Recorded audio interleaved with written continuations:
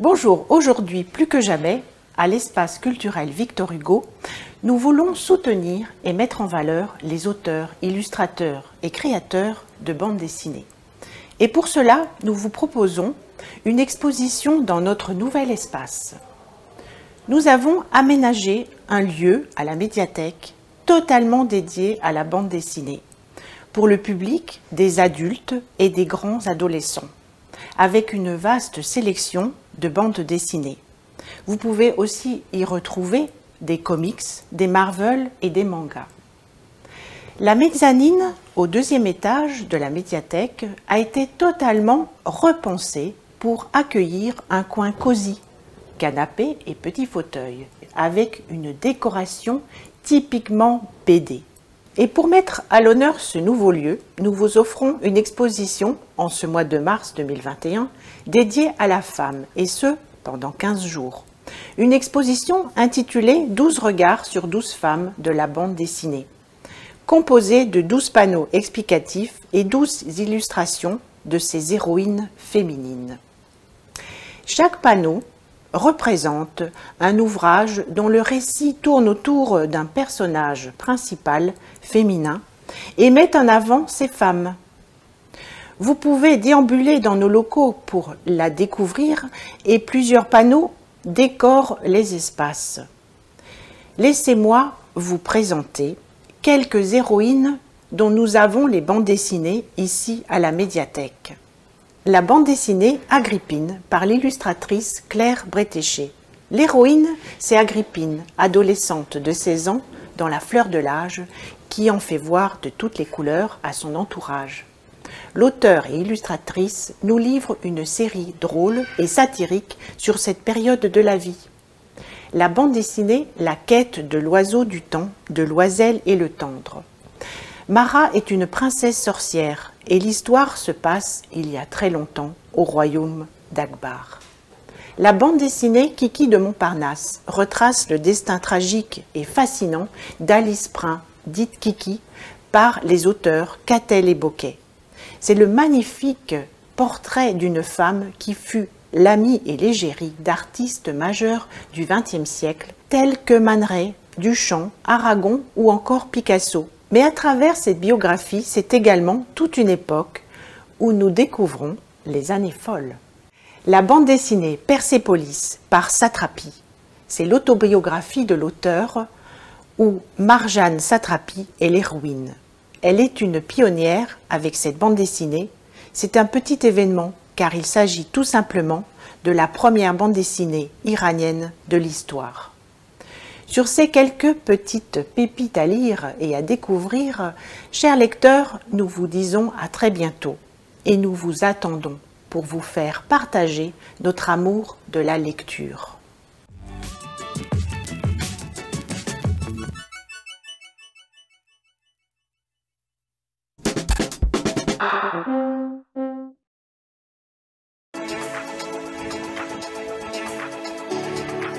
Loin d'une démarche zéro déchet, qu'énormément de monde essaie d'atteindre, les quantités d'ordures récupérées sur notre commune comme celles de la communauté de communes sont importantes.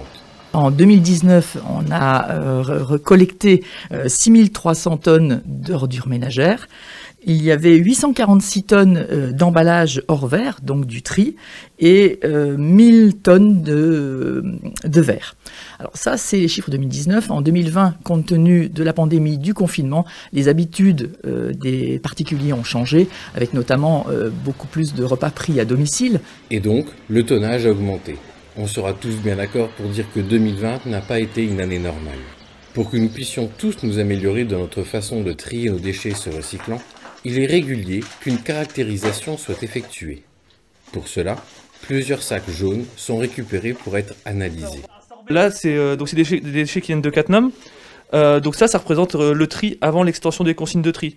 Donc c'était un tri qui était assez compliqué pour les habitants, puisqu'il était assez contraignant. Hein. Donc on avait les bouteilles, bidons, flacons, on avait les boîtes de conserve et autres boîtes métalliques, les bouteilles, les cartonnettes, les tétrapacks, et ça s'arrêtait là. Depuis du coup le mois de septembre 2020, on est passé à une extension des consignes de tri. Donc cette extension, elle a permis de passer à ce tri qui était un peu compliqué à un tri facilité, puisqu'on accepte aujourd'hui tous les emballages. Voilà. Donc tous les emballages peuvent maintenant aller dans votre sac jaune. Voilà. Donc ce qu'on voit, c'est qu'on a une partie tri ici, et là, on a d'autres déchets qui sont dans le sac jaune, mais qui peuvent nous poser problème. Donc on a les déchets qui sont imbriqués. Donc concrètement, un déchet imbriqué, c'est quoi? C'est quand on ne peut pas détacher les déchets de différentes matières. Par exemple, le carton qui s'est coincé dans le plastique, ou des gens qui voudraient gagner de la place, qui peuvent mettre une bouteille dans une boîte de conserve, par exemple, ou une peau de banane, par exemple, sur celle-ci. Là, on a aussi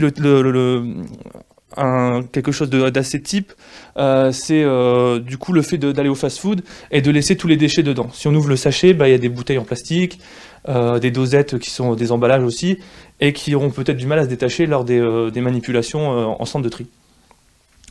Et pour terminer, on a les refus. Les refus, ça peut être des choses de la vie courante, mais qui n'ont rien à faire dans le sac de tri, puisque ce n'est pas des emballages. Voilà. Donc par exemple, là on a une trousse de toilette, voilà. Donc la personne s'est peut-être dit que c'était en plastique, oui, mais c'est pas un emballage, donc on ne peut pas la mettre dans le sac de tri. Une conserve pleine, donc voilà, donc il faut la vider avant de la mettre dedans, sinon c'est un refus de tri également. On a d'autres choses, on a un pinceau, et voilà, on a aussi les classiques, c'est les papiers et les journaux. Voilà. Donc vous n'êtes pas sans savoir que sur le territoire, il y a des bandes spécifiques pour le papier et pour le verre. Donc on ne peut pas mettre le papier ou le verre dans les sacs jaunes. Trier, c'est bon pour la planète, mais trier correctement, c'est bien mieux. Le service technique des déchetteries ou le responsable du tri peuvent vous conseiller. N'hésitez pas à prendre contact.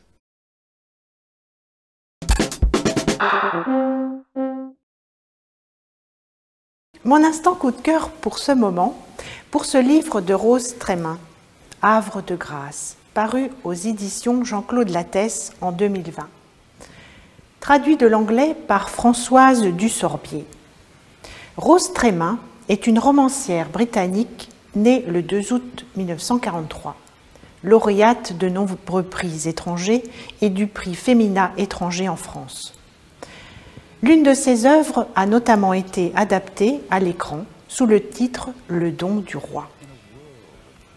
Elle a été le professeur de l'écrivain Tracy Chapelier à l'University of East Anglia en Angleterre et elle est l'épouse du biographe Richard Holmes. Francophile acharnée, elle a passé 1 an à la Sorbonne alors qu'elle achevait ses études et a vécu ensuite un certain temps à Ribérac, en Dordogne, ce qui lui a permis de perfectionner son français. Elle écrit également pour la radio, la télévision et la presse. Mais revenons à l'histoire de son nouveau roman, Havre de grâce. On voyage de Bath à Bornéo.